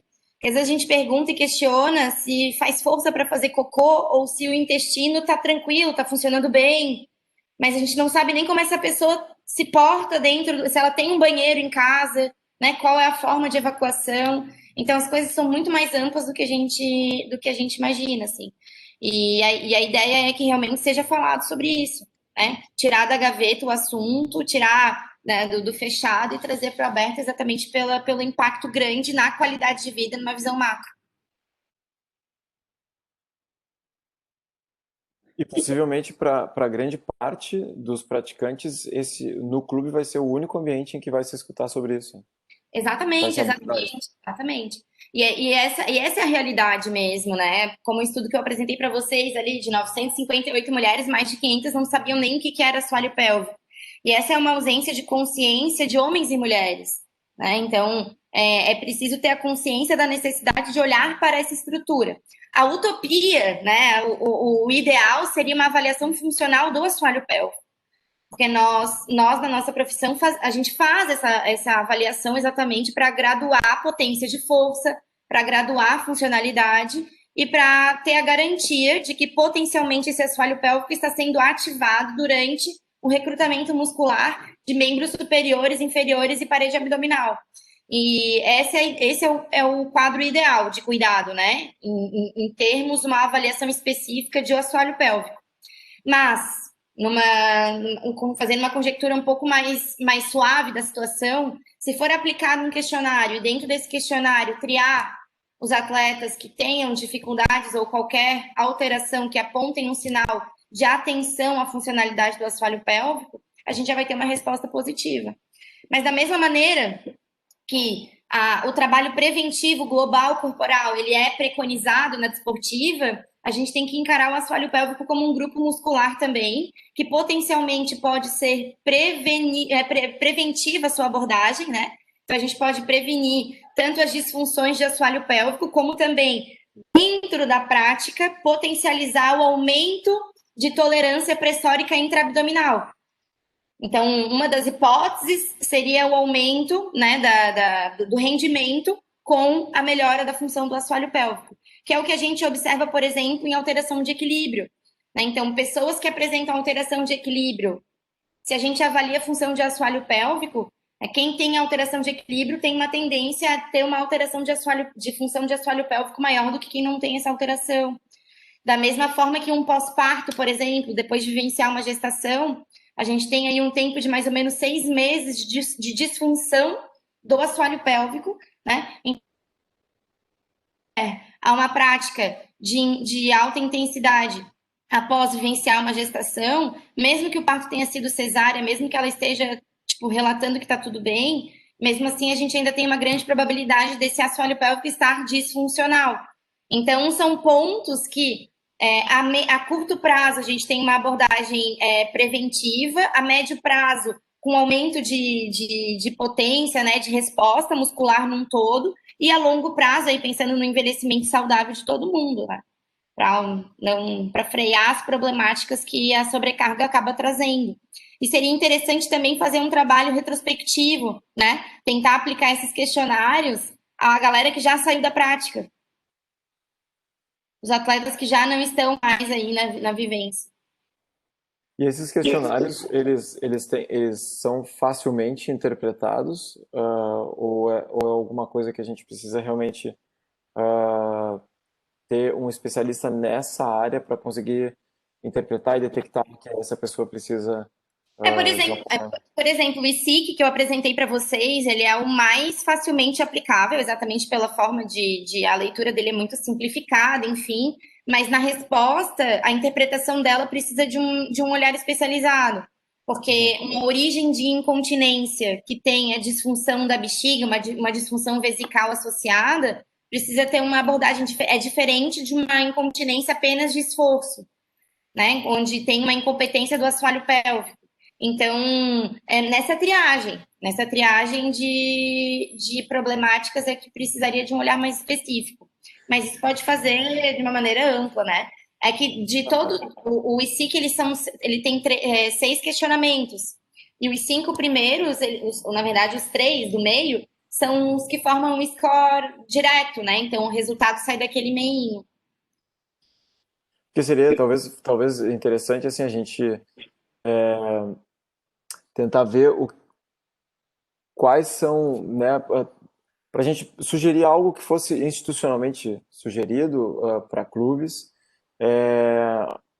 tentar descobrir, bom, definir, né, quais são os princípios da especialidade mesmo, do remo, que a gente tem que ter atenção, e quais são os princípios que envolvem de maneira mais ampla, fatores que podem influenciar na qualidade de vida. É claro que a gente não vai conseguir nunca fazer um scanner geral, né? Até porque senão a gente teria que fazer um questionário de milhões de perguntas, mas pelo menos alguma coisa que pudesse ter uma primeira guia, um primeiro alerta ali. Opa, esse aqui em tal área acendeu a luz amarela, e essa daqui agora a gente deve daqui para frente recomendar pelo menos que essa pessoa ela procure detalhar mais qual foi a razão desse alerta amarelo aí. Alguma coisa assim que a gente pudesse propor de uma maneira nacional, ou, enfim. Acho que isso seria um primeiro passo, talvez ajudando, né? Sim, muito do que eu apresentei para vocês são possibilidades, né? São probabilidades. Agora, dando um foco direto e incisivo, o que a gente tem de maior impacto, né? E a prevalência também no maior volume é incontinência por esforço, exatamente por um aumento da pressão intraabdominal durante a prática do exercício. Então, acho que esse é o caminho. Acho que se for para focar em alguma coisa, o primeiro filtro tem que ser em cima do esforço mesmo, da perda urinária através do esforço. Mas eu acho que, Marcelo, acredito que a minha esposa fez mestrado com incontinência em atletas de alto rendimento, e a gente utilizou, dentre as ferramentas e o ICIQSF, ele tem alguns domínios bem importantes, mas eu já acho que ele entra daqui a pouco num segundo momento até, porque daqui a pouco a gente pode fazer uma triagem muito mais simples no primeiro momento, sabe? Aquela primeira abordagem com perguntas básicas, do tipo, você já teve perda ou não? Você conhece o assoalho pélvico ou não? Você sabe? Coisas bem básicas que podem ser feitas e que podem disparar de repente, e aí a Joana pode nos ajudar muito mais que isso, porque ela sabe, aí disparar alguns alarmes do qual a gente vai aplicar esse QSF, essa atleta específica que relatou alguma perda ou que já relatou que teve problema de vergonha e não foi brincar com alguma amiga porque achou que podia ter alguma perda urinária. Então, eu acho que tentar, no primeiro momento, facilitar para depois a gente tentar ser mais específico, assim, né? Dando aquele contexto de o antes feito do que perfeito, né? Então, talvez a gente fazer um questionário mais basicão, assim, com algumas, sei lá, 5, 6, 7 perguntas básicas. Fazer um traduzido uma coisa dentro da web, básica, né? e a adolescente responde ali, baseado nessa métrica que ela vai responder, a gente vai dizer, a gente tem que focar um pouquinho mais nisso, um pouquinho mais naquilo. E uma coisa bem interessante também, que é importante a gente relatar, que do assoalho pélvico, Joana, eu não quero me meter na tua área, que eu tenho certeza que sabe bem mais que eu nisso. Só complementando, é que o remo ele tem uma característica de endurance muito predominante e faz com que o assoalho pélvico não necessariamente sofra pelo aumento da pressão intraabdominal excessiva em relação ao esfíncter, mas também pela fadiga do assoalho pélvico. Então, você ficar 14, 18 quilômetros remando, por mais que seja uma contração não tão excessiva em termos de força, o nível de contração basal fica muito elevado e esse músculo fadiga. Ele fadiga e ele começa a ser disfuncional, né? Não necessariamente porque a pressão abdominal é muito grande, mas porque ele não está conseguindo mais vencer de cansaço. Então, também, daqui a pouco, vai ter que se pensar em estratégia. Se essa atleta relata perda de urina e uma das causas pode ser a fadiga, de repente ela vai ter que ter um intervalo durante o treino. Ela vai ter que fazer alguma Ou ter outra... um treino pro assoalho pélvico. Ou ter um... Exato. Ter um treino, sabe? Mas a gente tem que ver isso. E o assoalho pélvico, ele entra dentro de um componente que a gente chama de feed forward, que é um mecanismo dissipatório. Sempre que a gente mexer braço ou mexer perna, ele tem que contrair antes, porque é o core, né? Faz parte do core.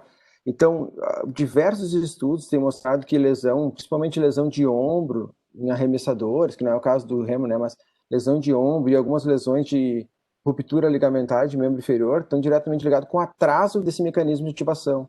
Então, ao invés de ativar 0, não lembro exato, assim, 58 milissegundos antes do movimento, ele demorou para entrar a ativação, consequentemente o atleta demorou para recrutar quadríceps e consequentemente rompeu o ligamento, é um exemplo.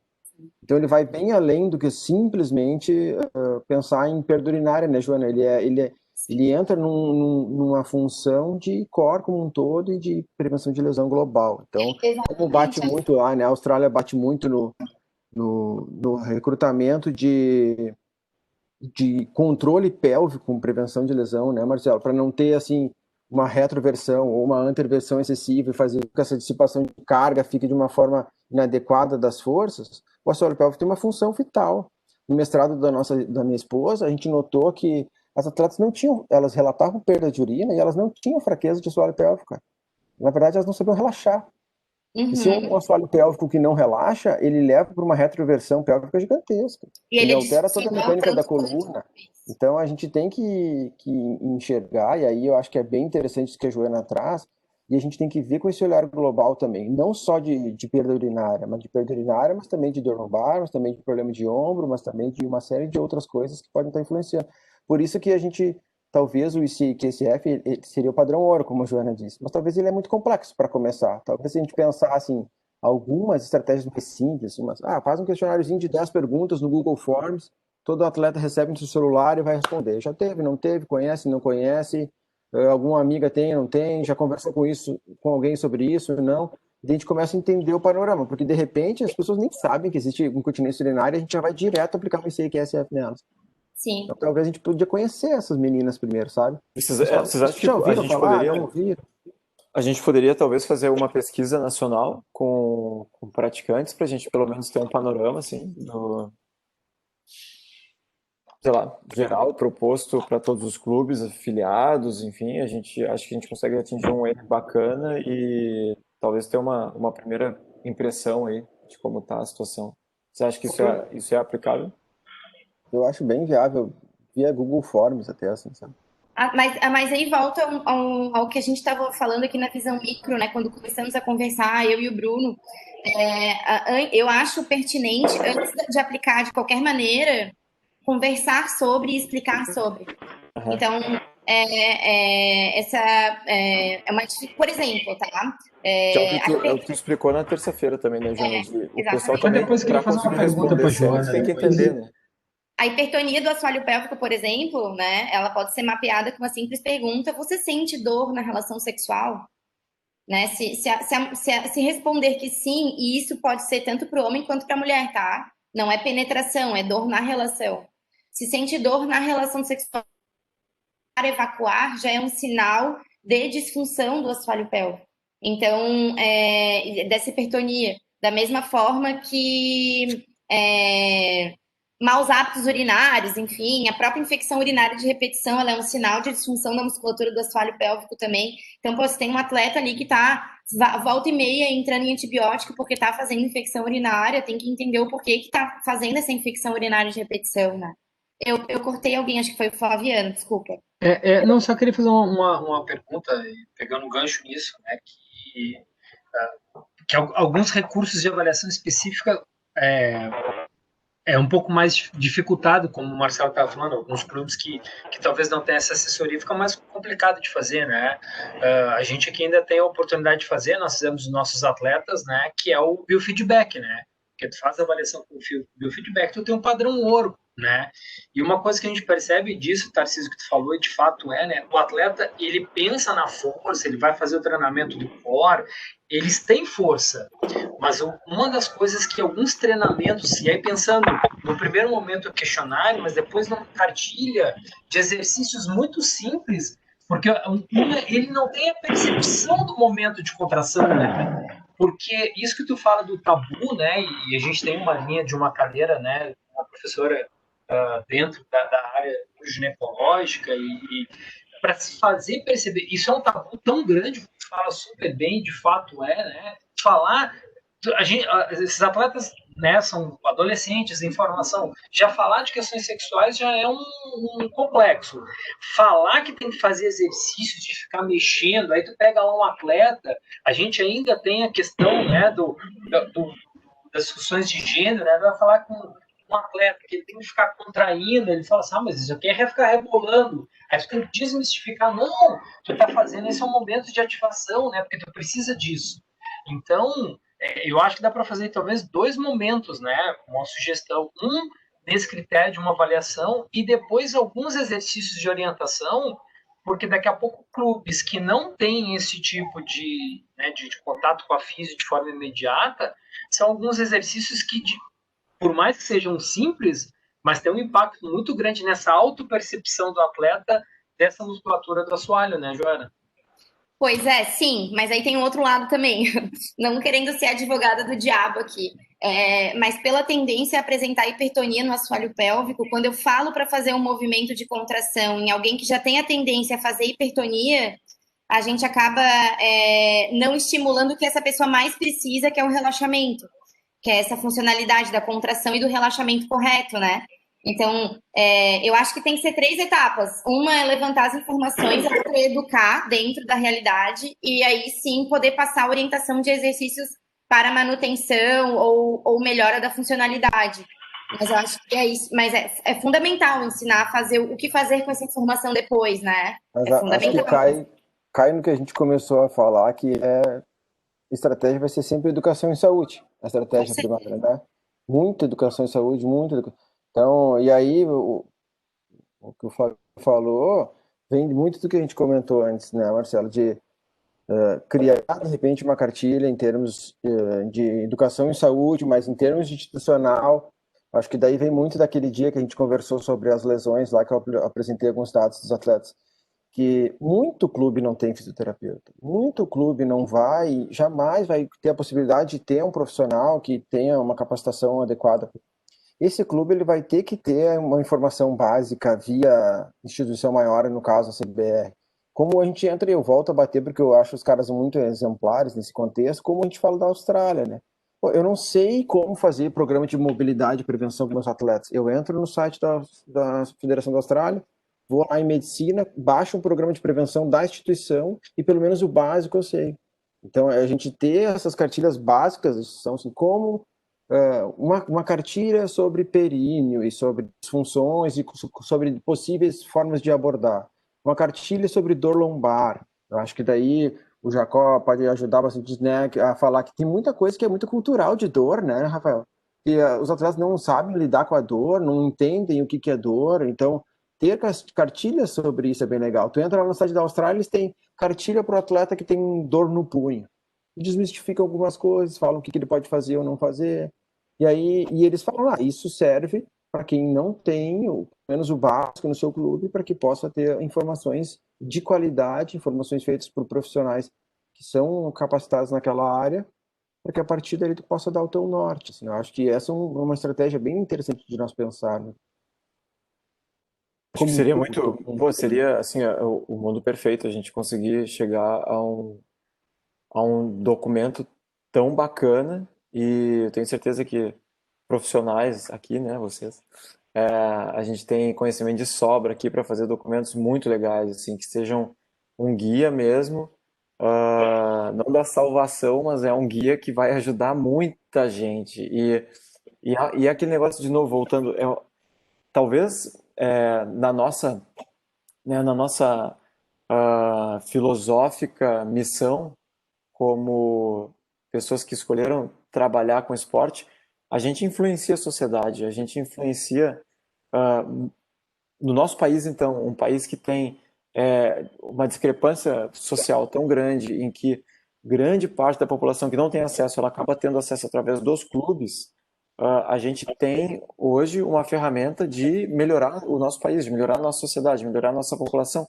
E a gente vai proporcionar qualidade de vida não naqueles 2, 3 anos que talvez a maioria dos jovens permaneça dentro do clube, mas para a vida inteira deles. E a gente vai proporcionar um conhecimento que nem governo, nem colégio vai proporcionar, e a gente tem esse poder de mudar essa realidade. Então, sem dúvida, o conhecimento que vocês têm, eu acho que pode fazer algo incrível usando a instituição, né? Através da instituição, passando, replicando pelos clubes, que são a base de todo o nosso sistema, e aí sim a gente atinge milhares de pessoas praticantes de remo. E acho que é muito bacana, se a gente puder continuar essa discussão e construir algo, vai ser algo magnífico. Só usando essa questão de como fazer essa abordagem, né? Se vai fazer uma pergunta, uma ou duas perguntas aí para captar algum tipo de informação, para triar. Eu acho que se a Joana pudesse fazer algum tipo de informativo, um vídeo bem simples e breve, para que os treinadores dissipem, como a gente está falando de uma classe, né, que é o remo só por enquanto, que os treinadores possam dissipar para os seus atletas, para eles já ter essa primeira informação para poder responder. Eu acho que assim, como essa ideia, né, de primeiro apresentar antes de aplicar, como ela mesma comentou, eu acho que para se pensando isso, né, acho que com o pessoal que é filiado e federado, eu acho que seria interessante se pudesse eles já repassar para o atleta ter esse primeiro contato e eles respondem. Eu acho que daí a gente vai engajando ainda mais esse atleta sobre o assunto. Eu acho que talvez seria uma forma simples também, né? Pode também. Sim, com certeza. Joana, uma pergunta como leigo aí no assunto de fisioterapia pélvica. O quanto o carrinho do remo, que né, aquele carrinho é muito duro, a ergonomia dele é muito ruim, né? O do remo ergômetro também, e a gente sabe que o atleta fica em média 4 horas por dia ou mais sentado em cima dele, né? O quanto isso atrapalha também essa parte pélvica, né? O quanto vai influenciar nessa parte aí? O posicionamento e a mudança do posicionamento do sacro influenciam na hiperatividade, por exemplo, do tubo retal, mas isso são possibilidades, assim, né? A gente não tem evidência densa dentro do assunto. Mas o que gera o maior prejuízo para a funcionalidade do assoalho pélvico não é nem o posicionamento do sentar, e sim a alteração de ativação da musculatura perante as demandas corporais. Então, desde o transverso abdominal, que está completamente conectado ao assoalho pélvico, então a ativação do transverso e a ativação do assoalho, estando de uma maneira ineficiente, vai gerar um prejuízo muito maior do que o próprio posicionamento. Então, o posicionamento, talvez, até uma coisa que a gente tem que estudar a fundo, por exemplo, fazendo, de repente, uma eletromiografia no posicionamento durante a execução, mas pelo posicionamento não tende a ter uma fragilidade na ativação da musculatura. Seria muito pior se fosse em pé, por exemplo. Em pé a gente tem uma sobrecarga e uma dificuldade de ativação do assoalho pélvico muito maior. Mas pela rigidez e posicionamento não seria um efeito negativo. Só pela mobilidade do cóccix, sacro, enfim, que é onde está ligado o pubo retal. Beleza, obrigado aí. É que tem muito atleta que relata parestesia, entendeu? Quando está remando, Sim. parestesia. Então, Eles fazem não muito sei até que parestesia de ponto. bolsa escrotal também, né? Faz parestesia do assoalho pélvico, faz parestesia anal, mas isso não necessariamente gera uma alteração de função na musculatura. Entendi. Beleza, obrigado aí. Acho que também não necessariamente referente ao assoalho pélvico, daí, né, Joana? Pode ser alguma coisa de lombar, né?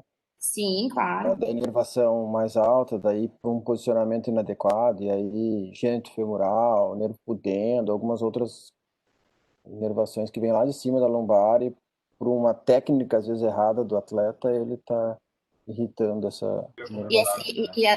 As alterações geradas, por exemplo, no pudendo, refletem necessariamente na função miccional, né? Então, a gente tem uma resposta bem negativa aí de funcionalidade da bexiga quando tem alguma irritabilidade no pudendo. E, às vezes, alguns atletas me relatam dor na lombar devido à quantidade de horas que ele fica ou no ergômetro ou na água, né? Então, assim, eu trabalho bastante fortalecimento de core, porque a musculatura do remador, ela já tem um direcionamento, né? Ela tem alguns músculos já que são mais fortalecidos do que o outro. Ou seja, acaba sobrecarregando uma outra musculatura. Ou seja, Exatamente. muitas vezes o core tá fraco, sabe? E eu tento trabalhar bastante com eles, core e tudo mais, sem sobrecarregar o assoalho pélvico, né? É importantíssimo também nesse caso. Mas como que tu utilizaria, César, uma probabilidade de não sobrecarregar assoalho pélvico treinando core? Não, então, mas aí o que acontece? Porque muitas vezes eles questionam de dor lombar, não no assoalho pélvico, assim, né? Aí mas ninguém reclama de dor no assoalho pélvico mesmo, só é raro. Acaba subindo para lombar e, enfim. Aí eu vejo o grupamento muscular que eles utilizam bastante, né? Eles utilizam muito quadríceps e, enfim, o iliopsoas mesmo, o próprio iliopsoas. Tento sempre auxiliar eles ao máximo nessa área, né? Ô, Joana, mas existe, para fazer o reforço do assoalho pélvico, né? Não só o reforço muscular, mas principalmente a conscientização da musculatura, ou uma preparação para uma sessão longa, por exemplo, em que a gente sabe que vai existir tudo isso que vocês relataram, que o Tarcísio relatou. Há como a gente incluir isso na rotina de treino, na preparação? Deve. Assim, por que eu questionei o César agora? Não foi nem bom ou mal, mas eu estava esperando, assim, com o coração aberto, que fosse levantado o fortalecimento de core para estabilização lombar.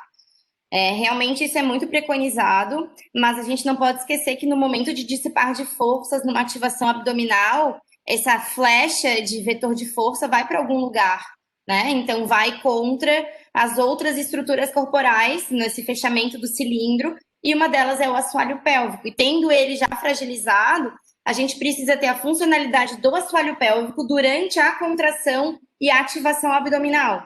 Então, não é que não se possa ou que seja prejudicial fazer qualquer movimento com o abdômen, não é essa a ideia, mas que sim tenha-se a consciência e a ativação do assoalho pélvico para estabilizar, voltando com a minha galinha, para estabilizar a ativação abdominal e não gerar pressão contra o assoalho pélvico, porque é isso que acontece. Eu utilizo muito biofeedback em consultório, e quando vem alguém, né, com bastante memória muscular, atleta, enfim, eu coloco o biofeedback e peço para executar o exercício com o biofeedback. E muito, muito, muito comum é expulsar o biofeedback durante a avaliação.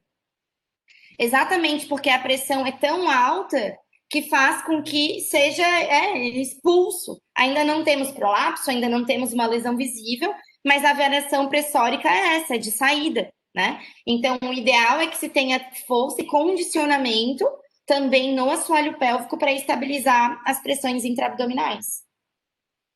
E não só intraabdominal ativando o core, mas mexer em qualquer parte do corpo, a gente tem alteração intraabdominal, né? Eu acho que uma coisa bem importante que a gente precisa lembrar de um conceito de função que ele é muito batido quando a gente fala de esporte, de alto rendimento principalmente, que o esporte de alto rendimento que tem uma função, ela passa por fraqueza, culturalmente. Então sempre tem que fortalecer. Tá com dor no joelho, tem que fortalecer quadríceps. Tá com dor no ombro, tem que fortalecer manguito. E a gente precisa lembrar que a função passa por um tripé: estruturas ativas, dos quais a gente vai citar o músculo, estruturas passivas, que daí a gente vai falar de tendão, ligamento, cápsula articular e osso, fáscia, que a gente já pode até classificar como estrutura ativa por algumas literaturas. E um pé muito importante desse tripé, que é muitas vezes esquecido, que é o controle neuromuscular. De nada vale a gente ter estruturas ativas e passivas funcionando adequadamente, sendo fortes e não serem bem recrutadas ou bem comandadas. Então, não necessariamente o tratamento vai passar por fortalecimento, não necessariamente o tratamento vai passar por uma mobilização articular, mas às vezes por um controle neuromuscular. E aí noto muito isso, Marcelo. No alto rendimento, a gente tem essa cultura de achar que o problema está ligado à fraqueza. Aí a atleta relata para nós, principalmente no remo, eu tenho dor lombar, então vai fazer fortalecimento de core. Pega uma anilha lá e vai fazer fortalecimento de extensores de quadril. Eu tenho dor no ombro, então pega a faixinha e vai fortalecer o ombro. Então a gente precisa lembrar desse tripé da função: estrutura ativa, estrutura passiva e controle neuromuscular. E o controle neuromuscular, muitas vezes, ele é negligenciado. Geralmente, o que eu prego com meus atletas, geralmente, as disfunções estão ligadas a um excesso de contração e uma contração inadequada e não a fraqueza. Tu vai pegar um moleque aí, o cara levanta 120, 130, 140 quilos. Esse cara não é fraco. O problema dele não é a fraqueza. O problema dele é não saber relaxar. O problema dele é recrutado de uma forma inadequada. O problema dele é não entender a origem e inserção daquele músculo e fazer alavancas erradas. Então, a gente precisa também quebrar esses paradigmas. Dor e disfunção não é sinônimo de fraqueza. É sinônimo de que algo está errado. Pode ser fraqueza, mas pode ser outras coisas também. Com certeza. Assoalho pélvico é fato, essa relação de funcionalidade às vezes a gente tem um assoalho pélvico ali com um grau de força 5 máximo, mas é completamente disfuncional às demandas rápidas, então não tem ali reflexo de contração à tosse, ao espirro, acaba apresentando incontinência de esforço, mas assim, não é nem esforço intenso e mesmo assim tem um grande recrutamento muscular ativo, mas na hora do reflexo nada acontece, né? Então é exatamente isso.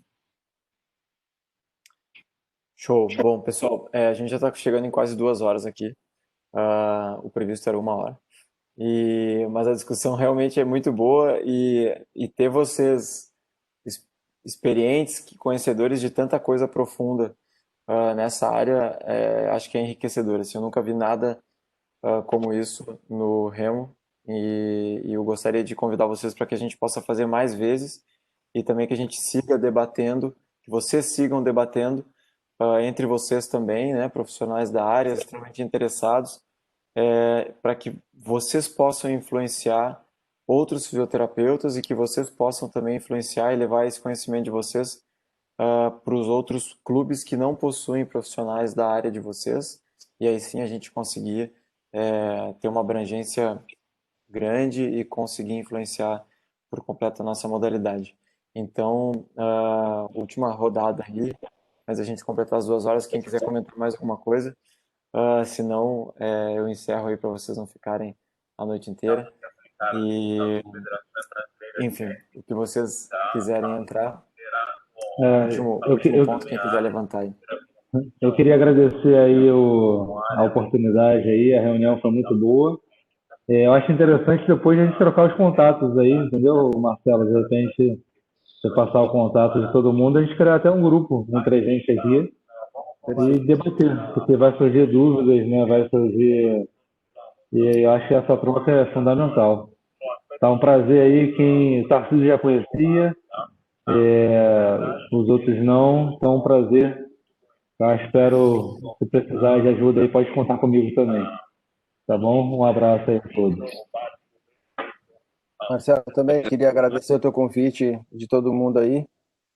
E eu fico extremamente feliz em saber que tem vários colegas aqui e saber que tem muitos colegas que estão fora daqui ainda, que poderiam estar na reunião, que ainda não estão. Que acho que talvez a gente precise se preocupar em agregar agora. Quanto mais físico estiver junto, falando mais opinião diferente, mais a gente vai crescer. Eu cresço muito mais ouvindo os colegas do que qualquer outra coisa. Então, acho que a opinião do Rafael é bem legal. Assim, criar um grupo de WhatsApp, de repente. Eu tenho um físio do Pinheiros, que é meu amigo, põe o cara no grupo. Eu tenho um físio que é amigo. E a gente tentar fomentar para que a gente vá crescendo junto. Quanto mais a gente crescer, melhor. Um oi anda bem mais rápido que um esquife sozinho ali. Então, acho que a gente tem que ter esse pensamento, assim, né? E agradecer de novo, cara. Acho que essa tua atitude aí, poucas confederações têm. E é assim que a gente faz o esporte. Assim, o esporte não é feito simplesmente com investimento em competições grandes ou material, né? Também em tempo, em conversa, em querer. Acho que é assim que a gente vai evoluir pessoalmente e institucionalmente. Né? Queria agradecer também a oportunidade aí do Marcelo e tá podendo compartilhar aí com profissionais de vários locais. Isso é muito legal, sempre aprendendo mesmo. eu acho muito bacana. Eu acho que nós quatro que somos da parte de ortopedia aí, aprendemos muito aí com a Joana, né, que veio com uma visão um pouco diferente de alguns pontos. Eu acho muito legal essa troca de informações. E eu acho também, né, igual o Rafael citou aí, vamos fazer esse grupo, vamos caminhar, vamos colocar ali informações, vamos tentar dar esse primeiro passo que a gente pretende fazer esse questionário. Então, montar ele de um formato simples e objetivos, mas pelo menos para a gente dar esse primeiro passo e depois a gente vai evoluindo, pensando e criando, né, coletando informações e para, quem sabe, futuros estudos, mas podem contar comigo, estou à disposição. Então, Marcelo, eu acho que você que tem um contato de todo mundo aí, forma um grupo para a gente começar a caminhar. Pode deixar. E quero agradecer aqui o Bruno, que me provocou um monte aí no Instagram, o lugar onde eu menos respondo. Aí depois a gente conseguiu estabelecer uma comunicação. O Marquinho também entrou ali. Parabéns para vocês. É muito bacana a iniciativa. Tarcísio também, toda hora. Jacó, a gente está sempre trocando uma ideia assim de, cara, pô, a gente precisa fazer.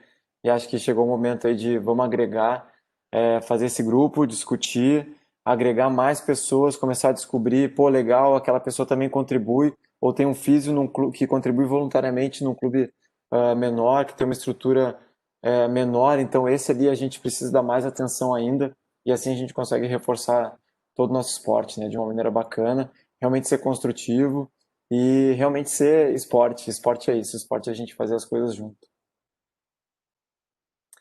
Então, vai lá, Joana. Não, eu quero agradecer e dizer que eu estou honrada de o encontro e pelo que eu estou observando, assim, tá sendo o start de um novo projeto entre vocês, né? Então, a temática ser algo que sempre foi tão escondidinho, né? Já dá abertura aí a esse movimento de fala e troca, eu fico muito honrada mesmo. Agradeço imensamente, me ponho à disposição para todas as demandas que forem surgindo, né? Para contato comigo é muito fácil, meu Instagram já coloquei aqui no bate-papo. Peço que vocês, além, né, da visão de clube e trabalho, passem a fomentar mais sobre a saúde perineal como um todo, né? Como eu mostrei para vocês nas palestras, essa aqui é a camiseta que, se um dia eu encontrar com vocês, com certeza vou entregar para que vocês vistam junto. A gente precisa falar que incontinência urinária não é normal, né? E levantar essa bandeira em prol da saúde como um todo. Temos uma ausência muito grande de políticas públicas em torno da questão da incontinência urinária. Para vocês terem uma ideia, com um tratamento cirúrgico, a gente reabilita 10 mulheres em consultório. Então, ainda tem uma grande... Beleza. Uma grande... Só o frete que não é comigo.